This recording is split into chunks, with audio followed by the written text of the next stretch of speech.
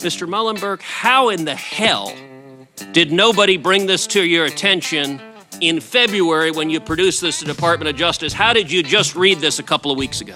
After an 18-month-long investigation, the United States House Committee on Transportation and Infrastructure released the committee's final report on the Boeing 737 MAX. And hoo boy. Co-chairs Peter DeFazio of Oregon and Rick Larson of Washington brought down the thunder. You tell them I'm coming, and hell's coming with me, you hear? Hell's coming with me! That's next on Maximus.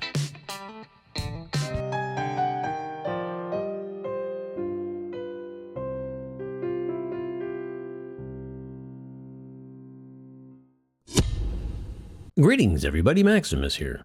As always, I hope you are all well wherever you may happen to be in this great big world of ours. And if you haven't yet hit that subscribe button, what are you waiting for? You know it's free.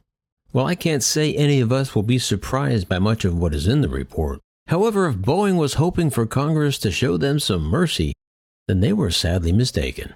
Let's get into it. The investigation reveals new details of a, quote, disturbing pattern of technical miscalculations and troubling management misjudgments made by Boeing, along with grossly insufficient oversight by the FAA.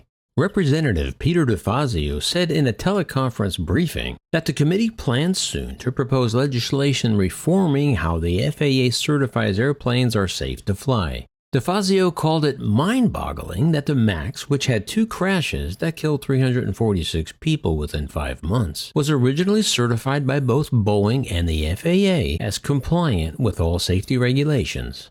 The problem is, it was compliant, but it wasn't safe, and people died. Obviously, the system is inadequate, he said.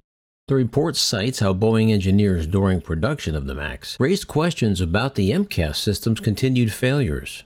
The report goes on to talk about internal Boeing memos and emails in which engineers asked about the system being triggered by a single sensor, about the potential consequences of a faulty sensor, and about how repetitive MCAS activations might affect the ability of pilots to maintain control, and about whether pilots would react in time if MCAS was triggered erroneously. Ultimately, all of those safety concerns were either poorly addressed or simply dismissed by Boeing, the report states. And the report goes on to emphasize that nor did Boeing warn the FAA about any of those issues. The report documents 4 instances when Boeing engineers delegated to work on behalf of the FAA during the MAX's certification failed to represent the interests of the FAA. DeFazio said in February 2019 after the crash of a Lion Air MAX jet, but before the Ethiopian's crash, Ali Barami, FAA Associate Administrator for Aviation Safety, told him the accident was a one-off and that there's no problem with the airplane. Let me repeat that. The FAA Administrator said the first crash was just a one-off and that it wouldn't happen again. Wow. Yet DeFazio said that based on a 7-hour interview with Barami last December, it appeared the FAA's head of safety really didn't know much of anything about the MAX or its development. He said the FAA's delegation of its duties to Boeing has eroded FAA's oversight capabilities. The report goes on to describe how Boeing failed to classify MCAS as a safety-critical system, which would have attracted greater FAA scrutiny during the certification process. At a meeting documented in a June 2013 email, Boeing officials agreed to diminish focus on MCAS as anything novel in order to avoid increased costs and greater certification and training impact. The report finds it inconceivable and inexcusable that Boeing concealed from the FAA internal data from development tests that would have flagged MCAS as critical to safety and potentially dangerous.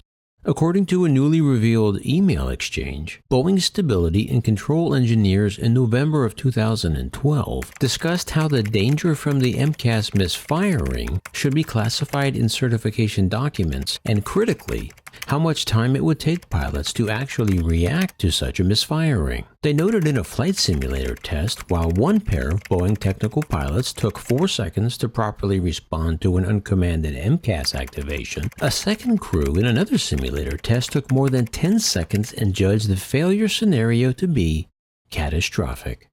One engineer then asked if with pilot training and knowledge of the system, there will be a sufficiently quick response so that the danger is classified as hazardous, or should we step up to a catastrophic category with the assumption that not all pilots will recognize quickly enough. 6 separate Boeing engineering memos discovered by the investigation, including one from June 2018, just 5 months before the Lion Air crash, reiterated this point that a slow reaction time of more than 10 seconds would be catastrophic. I talked about this in my earlier video titled They Knew, where I made the case for Boeing managers and engineers to be tried for murder for having information like this and kept it from the FAA, the airlines, and the public. They knew ahead of time. It was premeditated, and they let it happen anyway.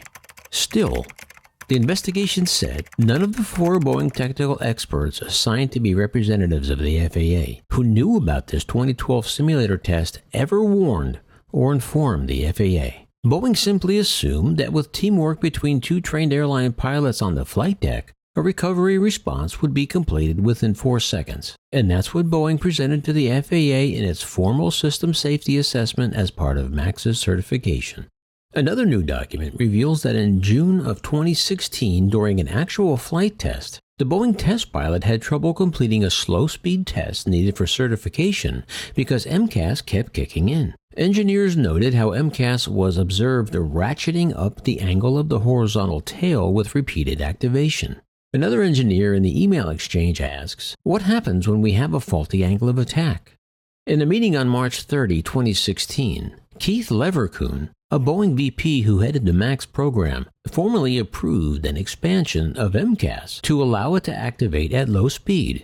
This required also removing a previous safety activation trigger that would also require a high G-force. From that point on, MCAS was activated solely by a high angle of attack and was given priority to move the horizontal tail. It was on the same day that Boeing Chief Technical Pilot Mark Faulkner requested that the FAA remove all mentions of MCAS from the pilot flight manuals. Investigators found no evidence that Faulkner knew then that MCAS had been broadened in scope and made more powerful. They did, though, establish that the FAA official who approved Faulkner's request to delete MCAS from the manual certainly had no idea.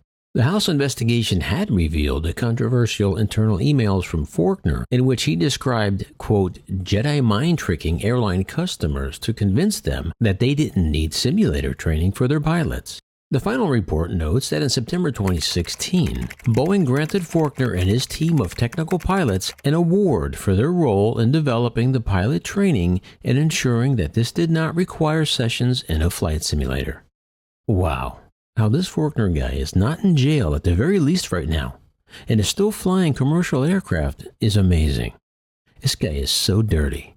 The report revealed that FAA Safety Chief Barami said he wasn't aware of a December 2018 FAA risk analysis after the Lion Air crash that predicted 15 more fatal accidents over the lifetime of the MAX fleet if MCAS was not fixed. Remember, this was December 2018. 4 months before the second crash in April 2019. Yet the FAA did nothing to intervene or ground the MAX at that time. Like I said, these guys all have blood on their hands.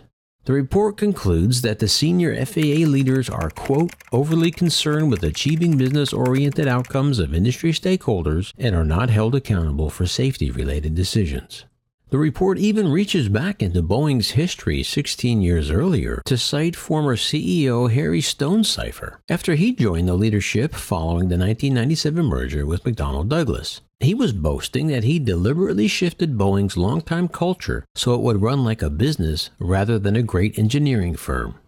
Well, isn't his mother proud? It notes that between 2013 and 2019, the critical years of the 737 MAX development, Boeing spent $60 billion on shareholder dividends and stock buybacks, an investment strategy that may have played key roles in Boeing not spending enough money on issues critical to the safe design and development of the MAX. Boeing has repeatedly said its only mistake in the MCAS design was its standard assumptions about pilot response times, which proved wrong in real life. This twisted thinking indirectly blames the pilots of the crashed flights. Boeing does not appear to have fully accepted the lessons from the MAX accidents or taken responsibility for design errors, the report states. Without that recognition, It's hard to believe that Boeing will make the changes necessary to improve its safety culture. Boeing said in a statement that it has cooperated fully and extensively with the committee's inquiry and that it has been hard at work strengthening their safety culture and rebuilding trust. Well, I've said it before and I'll say it again and again. Managers and engineers at Boeing committed premeditated first-degree murder. Come on, Maximus, that's way too harsh. Is it? What does premeditated mean? It means they had the knowledge and forethought that this plane would indeed kill, and it did.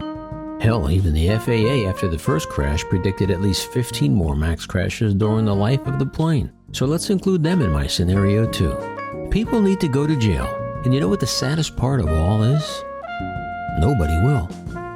Well, hopefully Congress will change the laws and the FAA oversight for the future to hopefully prevent this kind of mess from ever happening again. That's all I have for now. Now it's your turn. Let me know down below. Don't forget to subscribe, like, share, and ring the bell. And of course, remember, leave the rubber on the runway and your troubles on the ground. And I will see you in the air next time.